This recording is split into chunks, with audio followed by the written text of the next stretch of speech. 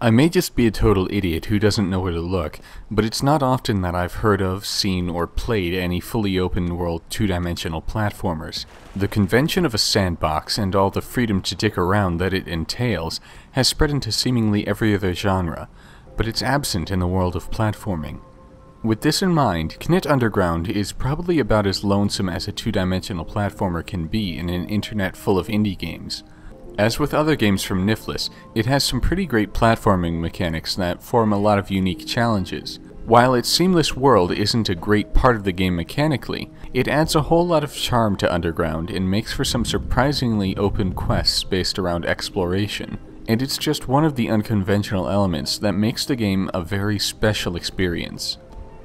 I have a feeling that we might have so few open-world platformers because verticality, one of the two axes in a two-dimensional platformer, is normally devoted entirely to challenging players with obstacles like bottomless death pits and seemingly insurmountable walls. As you might imagine, the threat of falling to your doom can go kind of at odds with the premise of a game that needs to let you travel freely upward and downward to explore the world just as much as it lets you go left and right. And Underground has some very wide open areas that would beat you senseless if the game had fall damage, but it outfits you with a few novel abilities. It lets you climb any vertical surface and, for whatever reason, turn into a very energetic ball at will, making vertical travel as viable as horizontal travel. In the open areas, challenge is fairly light, what with a few lava pits here and there and the occasional rocks jutting out of vertical surfaces to impede your climbing, but during missions, the challenge really escalates.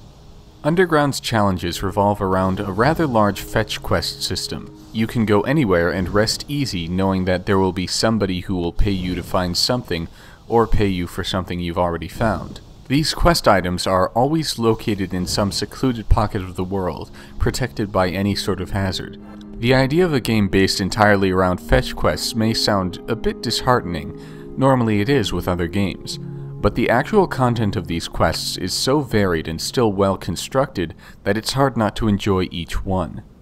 It's inside those little fetch quest pockets where all the abilities you have come to fruition as more than simply means of navigating the world. You can run and jump, and there are definitely challenges that don't have you pull off much more than that. But quite often, you have to use a variety of timed jumps, bounces, climbing and such in some pretty complicated, impressive moves to reach your goal. Sometimes you'll face enemies whose lasers or projectiles you'll have to avoid by jumping and grabbing onto pieces of cover. Others you'll need to pass between labyrinthine environments without touching the walls by using limited power-ups that let you fly or super jump. Others you'll need to use this electrical tether ability to swing over death pits. The diversity is incredibly impressive. Whatever you're able to do in the game, Underground will challenge you to use it in a pretty fantastic way.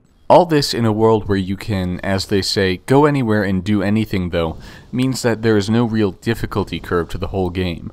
As you start close to the center of the world, quests around that area are generally easier than most of the game, but there's no real indicator to stay near that area and make sure that you understand all the basics at first. But the vast majority of the game, which is actually referred to as Chapter 3, is preceded by two very generous linear tutorial chapters. So even if you run free to dick around just as I did, there's a very good chance that you'll still be able to understand everything you run into. And fortunately, the game never gets tediously hard. There are plenty of bits that will punish you for your imprecision or stupidity, but frequent checkpoints and an emphasis on diversity make sure that no challenge overstays its welcome. Underground's world is massive too. Not only does it contain a huge network of quests that can take 10 to 15 hours to complete, it has all sorts of biomes that connect to each other seamlessly, and make discovering a new area all the more enjoyable and refreshing. While the real platforming challenges are diverse and detailed, the world around them is even more so, with all the settlements and hazards, some of which you definitely wouldn't expect, as well as neat little secret passageways and rooms. And it gives you a lot of incentive to just go out and explore.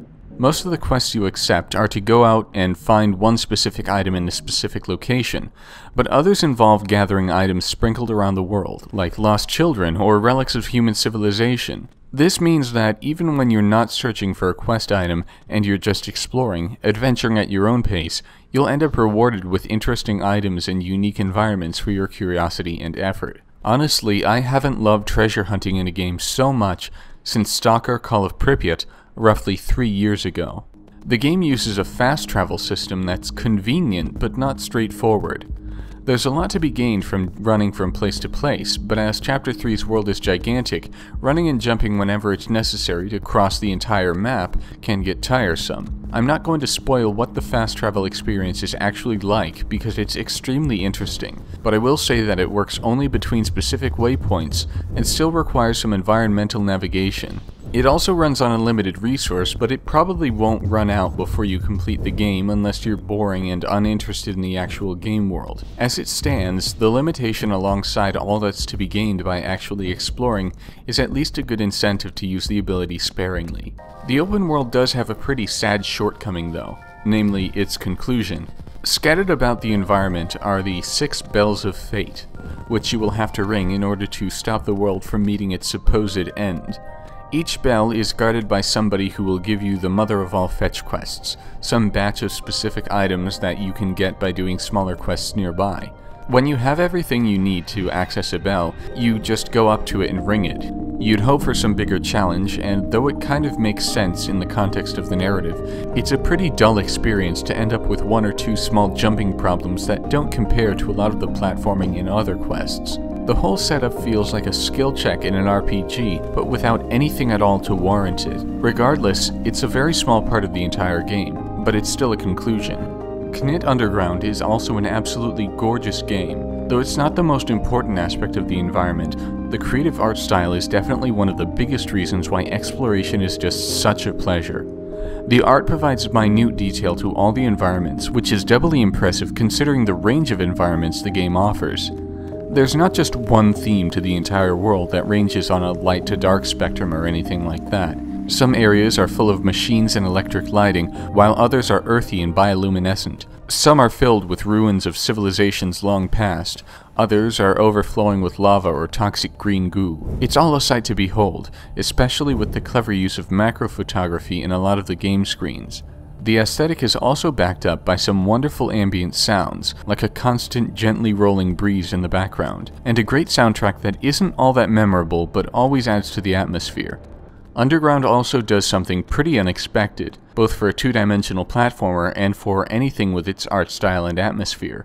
It has a story, and it's very, very good. The game takes place a long time after the surface of the Earth became uninhabitable and all the humans went away somehow. All that remain are small, fairly intelligent creatures like sprites and fairies who dwell underground and mostly live off what they can forage. You play as Me Sprocket, a sprite who enjoys going off on adventures and, as an actual character trait, cannot speak. You're given 2 fairies who can speak indirectly for you, each with her own disposition and opinions, and you're sent out to follow an odd religious ritual about ringing bells to make absolutely certain that the world won't end. The game world is historically rich, but the people who inhabit it are still struggling to take in all that was left behind by the cultures before them. They've developed extreme, often hilarious misunderstandings of basic human-made objects and relics, and they've formed religions and traditions around what they're able to observe in the world around them. The writing is a lot more mature than what the fantasy setting and weird little bug-eyed characters would suggest, and some of the language is wonderfully dirty. The 2 fairies who speak for you start out ostensibly as simple opposites, one a light-hearted live-and-let-live kind of person, and the other a militant atheist in a world filled with people who actually believe they will all die if Me doesn't ring the 6 bells. They often get into arguments with one another, as well as the quest givers you encounter, and their backstories and personal relationships really flesh out as they talk more and more. Through them, the game deals with some pretty touchy subjects, and I must say it's absolutely fascinating and satisfying to see a computer game involve itself in thoughtful discussions on topics like atheism, skepticism, superstition, family trouble, and exploring the unknown in such a humorous, overt fantasy setting, especially one in which humans themselves don't exist and are often entirely misunderstood. The game doesn't pander to any particular point of view either. It's not nearly as much about a debate over certain religions and worldviews as it is about the characters who hold them. I absolutely love a good heated discussion, and it's personally heartwarming and meaningful to see characters who develop realistically through lots of discourse in a kind of fictional world that's normally devoid of it entirely. Knytt Underground offers some wonderful, creative gameplay mechanics to the ever-growing genre of 2-dimensional platformers, but it doesn't simply stop itself there. Through some elements unconventional to platformers, it becomes more than just a really solid jumping and climbing experience. The world, the aesthetic, and the story are all just as carefully constructed as the mechanics, and they all have something substantial to add to the final product. Underground is the kind of game that no platformer fan should miss out on, not just because it's so much fun to play, but because it's able to engage you in every aspect of it, like so few other games. Would you like to take me in your mouth?